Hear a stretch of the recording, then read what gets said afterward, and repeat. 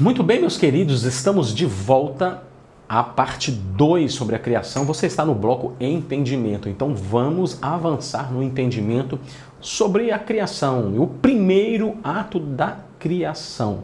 O primeiro ato da criação nós já falamos. Qual que é o primeiro ato de criação do Ein Sof? Não foi o de revelação. Nós falamos sobre isso. Então muita gente acha que o primeiro ato do Eterno, quando ele vai criar o mundo, é algo que está além daquilo que ele era. Muito pelo contrário. Então o primeiro ato da criação não foi revelação, não foi emanação. Muito pelo contrário, foi ocultação e limitação. Porque Deus, querido, ele não tem fim, ele é completo. Para gerar o mundo, para gerar o universo, as galáxias, tudo que existe, para gerar eu e você, ele precisou fazer o quê? Encolher, gerar espaço. Nunca deixa esse conceito escapar da sua mente, do seu coração. Não há nada maior daquilo que o Eterno já é. A criação não é um ato novo, um ato além daquilo que o Eterno é. É um ato aquém. O fato é que a própria essência do Ein Sof não deixa espaço algum para a criação. Não havia espaço, querido, para a criação. Pois é impossível imaginar uma área que já não é Deus, já que isto constituiria uma limitação do seu infinito. Pensa comigo, vamos lá, vamos raciocinar um pouquinho fora da caixa.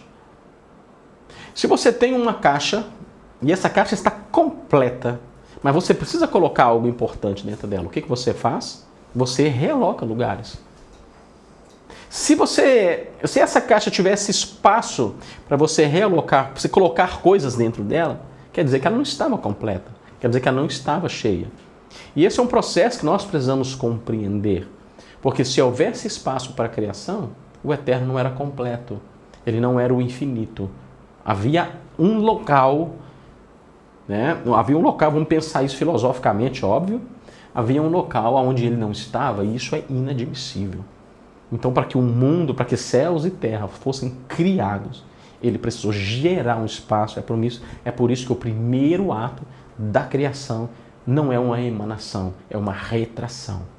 Consequentemente, todo o processo da criação só se torna possível se Deus entrasse em si mesmo, ou seja, através do tzimtzum, da contração, por meio do qual se torna possível que algo que seja contrário ao Ein Sof possa existir. Você compreendeu o que nós acabamos de ler? Preste atenção que eu vou ler novamente. Consequentemente, todo o processo da criação só se torna possível se Deus entrasse em si mesmo. Ou seja, se ele retraísse dentro de si mesmo, ele gerasse um espaço. Ou seja, através do tzimtzum, da retração, da contração, por meio do qual se torna possível que algo que seja contrário ao Ein Sof possa existir. O universo é contrário a Deus. Nós já falamos sobre isso, não preciso ficar repetindo. Não é porque Deus é bom e o universo é mau. Não é nesse nível. Porque se fosse nesse nível, ele não é a imagem, entende? Ele não é a imagem. Então, se Deus é infinito, qual é o contrário desse infinito? É ser finito. O universo é finito, querido. Se Deus é a luz, qual é o contrário dessa luz? É trevas. Então, o universo ele não produz luz em si mesmo, ele precisa da luz, que é o Messias. Não é isso que Apocalipse vai dizer? O que João disse? Que na cidade santa, quando ele contempla a cidade, ele diz que lá não precisa de sol. Por quê? Porque o Messias é a luz daquele lugar. Da onde é que João tirou isso? Da onde é que João ele consegue perceber e ter essa visão? Porque ele conhecia esse processo. Isso aqui era ensinado. Sempre foi ensinado de pai para filho. Desde criança, era algo comum dentro da cultura de Jesus. Ok? A teoria do hiato. Preste atenção nisso daqui, querido, porque é importante a gente compreender. E talvez você segue essa teoria, mas nem conhece, nem sabe por quê, meu. A teoria do hiato é também conhecida como a teoria da restituição ou teoria do intervalo. É uma crença que propõe que a Terra, mencionada em Gênesis 1, no princípio criou Deus, aqui eu permaneci com uma teoria, tá, pessoal? Deixei no princípio mesmo. No princípio criou Deus os céus e a terra.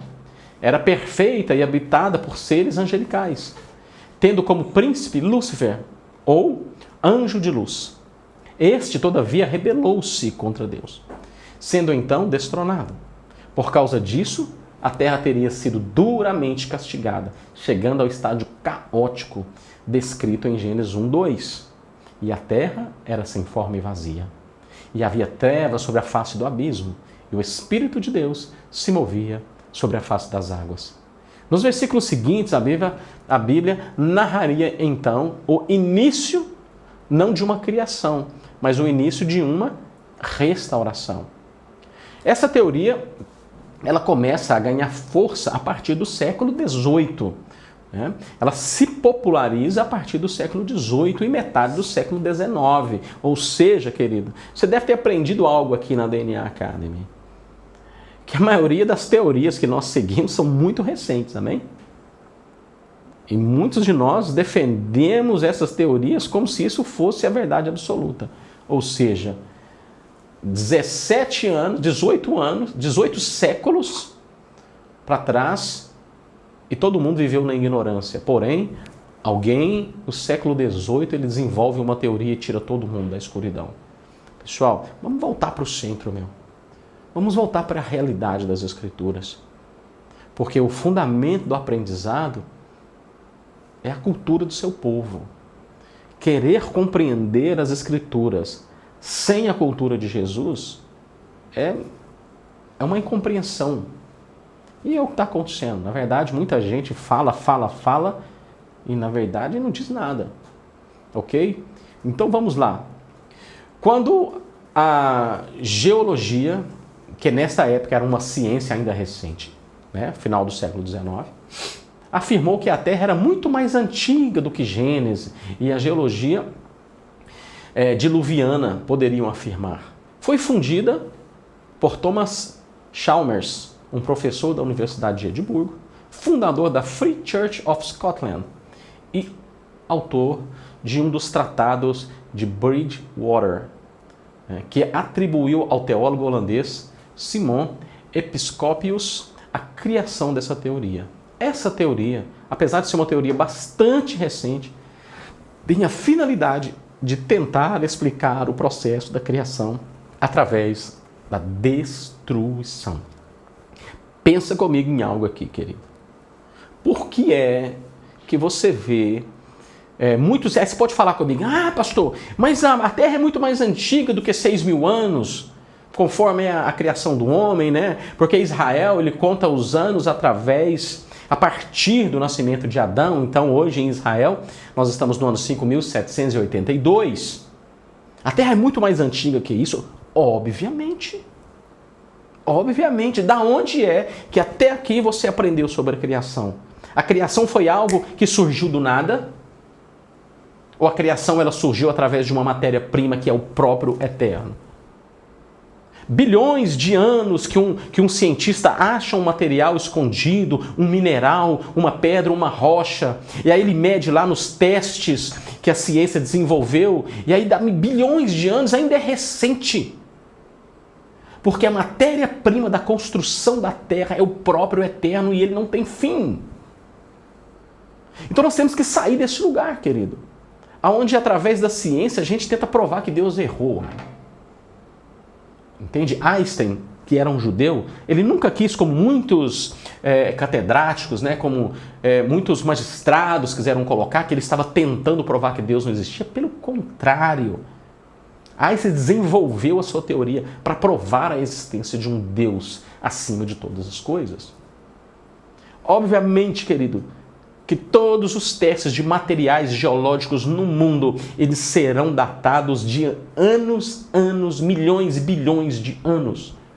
Porque a palavra bará, nós vamos estudar ainda sobre essa palavra, mas eu vou te dar um adendo aqui só para gerar um conforto no seu espírito.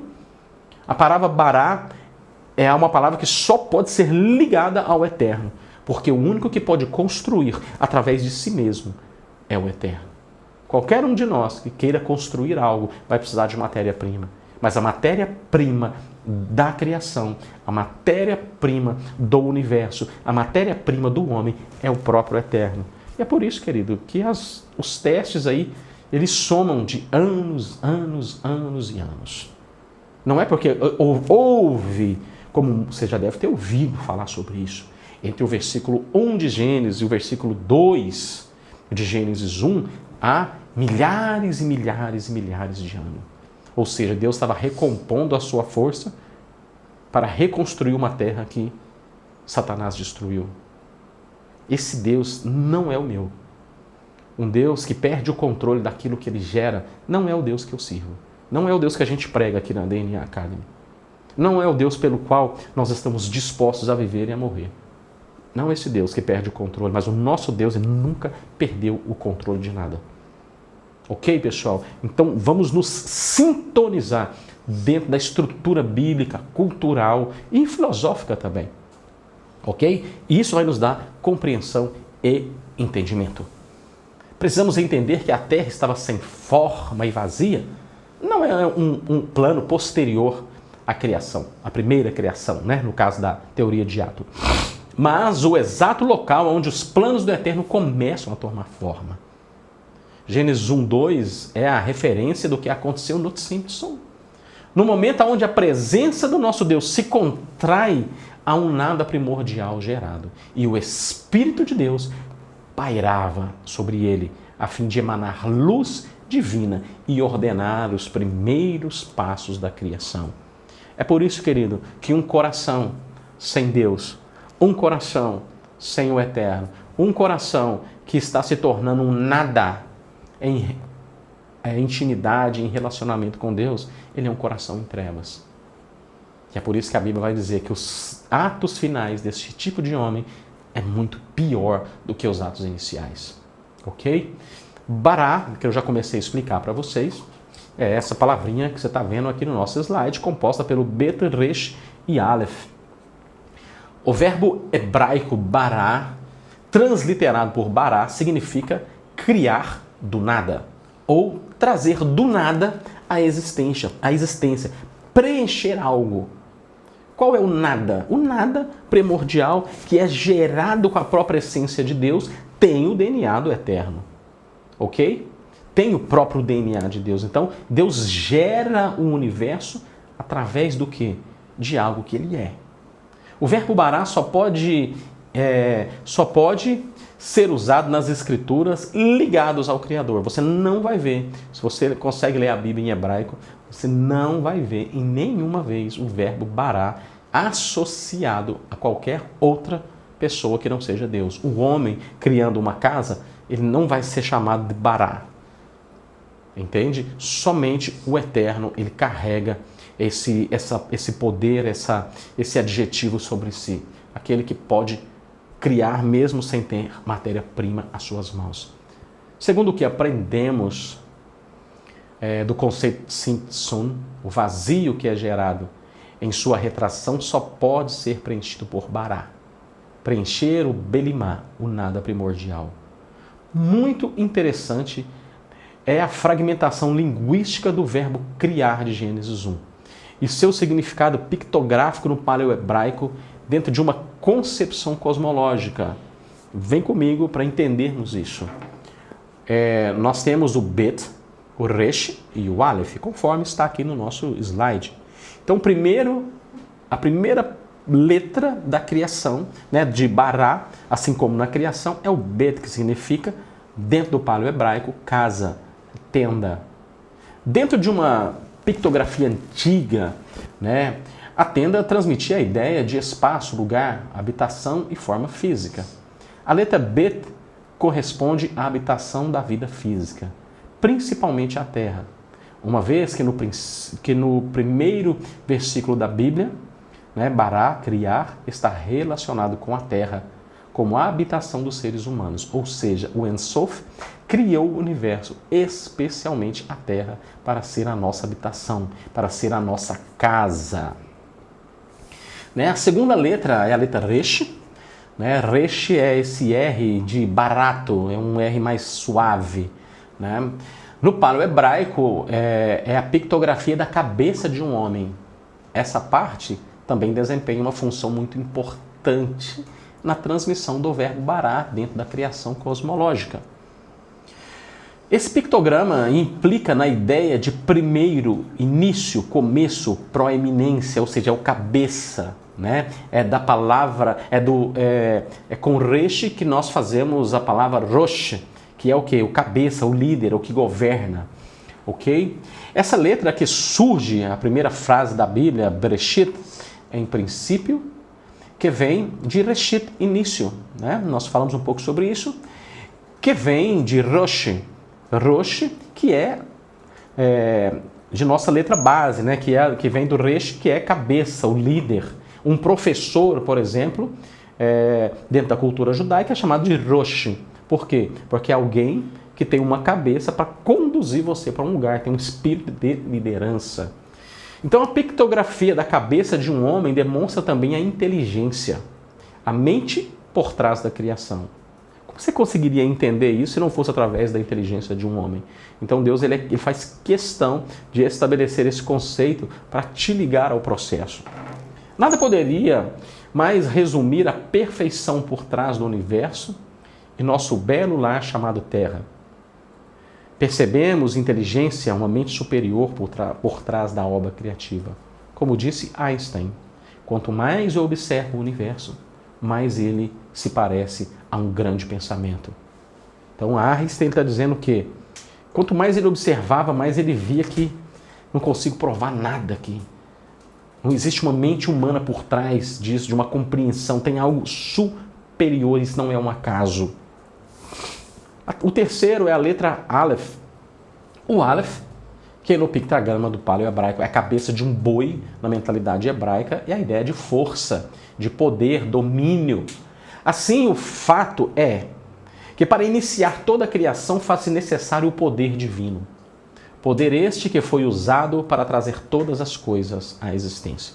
Portanto, resumindo todas as três letras pictograficamente, nós temos a ideia de espaço físico, habitação, inteligência criativa e forma de execução ou energia dinâmica. Essas são as três ideias necessárias para a criação do universo. A transformação de energia em matéria e matéria em criação inteligente. Uma nota interessante é a expressão bem conhecida como magia, usada para aparecer coisas do nada. Abracadabra ou Abara-Kedabra, né? Que foi transliterado Abara-Kedabra. Vou criar de acordo com a fala. Eu criei à medida do que falo. Então, algo que os mágicos usam e que nós repetimos tantas vezes quando criança, né? Abracadabra é um verbete hebraico que nós aportuguesamos, né? Que abará, lembra que a palavra da criação é bará? Então, abará que dá bará. Era como nós deveríamos dizer abracadabra. Abará que dá bará. Ou seja, eu posso criar através daquilo que eu falo. Então é através desse conceito, querido, que o Eterno vem criando o universo. E se isso tem feito sentido para você, se você está começando a se situar, se você compreende agora, mais do que nunca, que Deus é muito maior daquilo que você pensava antes de você começar essa aula, eu quero dizer, você está no caminho certo. Porque por mais que possamos provar a grandiosidade do Ein Sof, do Deus invisível, do Deus infinito, como o apóstolo Paulo diz aos Colossenses, capítulo 1, verso 15, ele, o Mashiach, o Messias, é a imagem perfeita do Deus invisível. O que Paulo está dizendo? Que o Mashiach é a expressão exata, Colossenses 2,9, exata do Ein Sof. Esse não tem forma, mas decidiu através do Tzimtzum se manifestar a nós como homem, restaurar a nossa vida e restaurar o mundo que ele criou. Amém? Então vamos juntos para tudo agora, meu. Vamos fazer uma oração. Nós estamos entrando numa esfera de muito respeito. Nós estamos entrando numa esfera onde nós começamos a compreender um Deus que não perde o controle. Um Deus que nada foge da sua essência. Então feche os seus olhos aí onde você está. Vamos fazer uma oração nesse momento. Querido Deus, Avinu Sheba Shammai, Pai nosso que estás no céu, nós entramos na Tua presença para Te agradecer pela Tua palavra, pela profundidade daquilo que o Senhor é. Eu sei que a nossa mente é incapaz de compreendê-lo, mas através da Sua palavra, através daquilo que o Senhor deixou escrito, através daquilo que homens presenciaram, como o apóstolo João, ele vai dizer na primeira carta, na sua primeira carta, 1 João 1, verso 1, aquilo que os nossos olhos viram, que nós tocamos nele. Essa é a essência, essa é a palavra, é o Deus que se fez carne e que habita no meio de nós. Nós Te agradecemos, porque o Senhor não apenas se retraiu para criar o universo, mas o Senhor também se retraiu para restaurá-lo através da vida do Messias, através da vida do Mashiach. E nós Te louvamos por isso, Te damos graça, toma o nosso coração nas Suas mãos, nos cura através da Tua palavra, nos cura através daquilo que o Senhor é. Tudo que nós temos e precisamos é o Senhor. Então nos alimenta através da Tua essência, porque se nós fomos criados através daquilo que o Senhor é, reage em nós, Deus. Reage nesse material que nós somos, essência da Sua majestade, essência da Sua infinitude. Reage em nós e nos restaura para o louvor da Tua glória. Essa é a nossa oração pelos méritos de Yeshua HaMashiach, de Yeshua, de Jesus, o Messias. Amém, vê amém. Grande abraço para você, querido, e vamos para a próxima aula no bloco Propósito.